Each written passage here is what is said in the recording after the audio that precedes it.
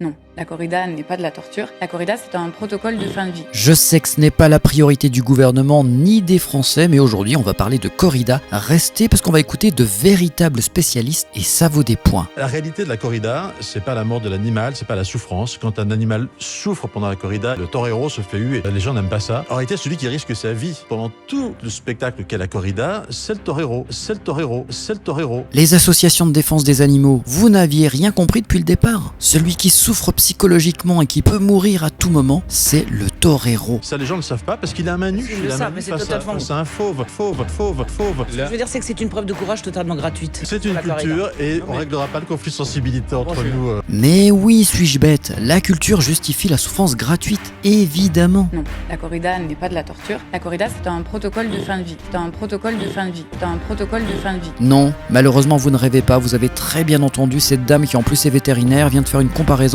entre la corrida et l'euthanasie. À mon avis, elle doit confondre l'éthanasie et l'euthanasie. C'est pas pareil, ça se ressemble un peu, mais petite différence quand même. De fin de vie. De fin de vie. Ce bruit bizarre qu'on entend, c'est pas moi qui l'ai rajouté en post-production, c'était en direct.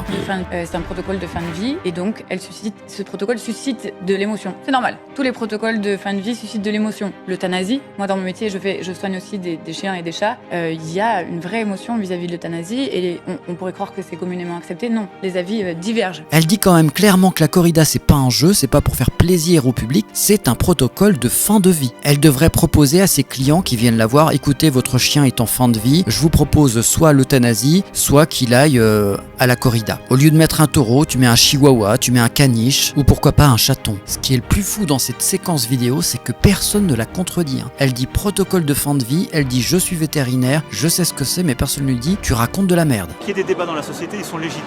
Moi, je les entends tous. Et il faut qu'il y ait à la fois qu'on prenne en compte nos spécificités, nos cultures locales, auxquelles sont légitimement attachées certaines régions et beaucoup de nos compatriotes, et la condition animale, la sensibilité qu'elle éveille, en particulier chez les jeunes générations. Dès qu'on est dans l'invective, ça ne marche pas.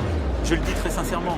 Donc il ne va pas y avoir d'interdiction demain, on doit aller vers une conciliation aussi, vers un échange. Mais vous connaissez maintenant Macron, le fameux « en même temps ». Dans ce cas-là, faudra vraiment qu'on arrête de faire la morale aux autres pays en leur disant ce qui est bien ou mal.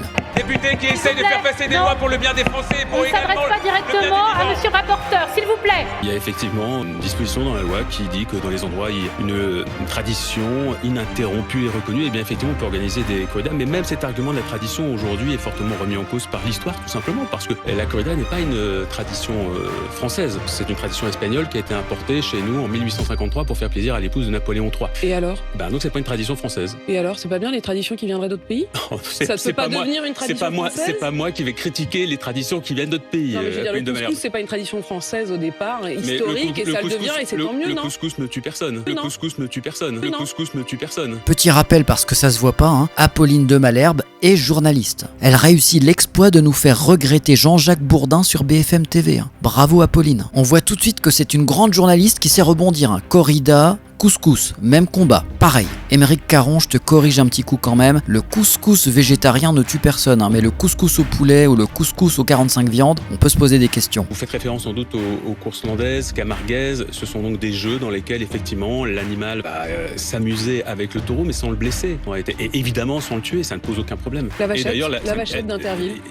Oui, non mais c'est pas une question idiote, c'est pas une question idiote. Non, tu as raison Apolline, c'est pas une question idiote, c'est une question très idiote. Pendant longtemps, les Français ont adoré voir la vachette avec Guy Lux dans Interville. Dès lors que l'animal ne souffre pas, il n'y a aucun problème. Le niveau de journalisme d'Apolline de Malherbe et la pertinence de ses questions, tout le monde aura remarqué que c'était pas top. Mais le problème, c'est que vous pouvez zapper sur les autres chaînes d'information et que vous aurez le même type de débat, un niveau catastrophique. Fond et forme, c'est de la merde. Évidemment qu'il est pertinent de remettre des choses en question, y compris les traditions et la culture. Après, faut pas sombrer dans la cancel culture ou le wokisme à outrance. Parce que si le seul argument des pro-corridas c'est la tradition, c'est la culture, on a toujours fait comme ça, dans ce cas-là, il n'y a pas besoin de faire ce type de débat à la télévision sur les chaînes d'information. Tu fais ça au bar du coin et t'auras le même résultat. Spécialiste ou non. Entre le vegan qui est contre toute forme de souffrance animale, y compris pour se nourrir, et l'omnivore décérébré qui se fiche de la souffrance animale tant qu'il y trouve du plaisir. Il existe un juste milieu. Tuer un animal pour se nourrir, pour vivre, pour survivre, ça peut s'entendre, sauf pour les véganes. Mais tuer un être vivant par pur plaisir devrait tous nous dégoûter. Les traditions, la culture et également les religions font partie intégrante de l'identité d'un pays, d'une nation. Remettre en question certaines pratiques, c'est aussi une preuve d'intelligence. Allez,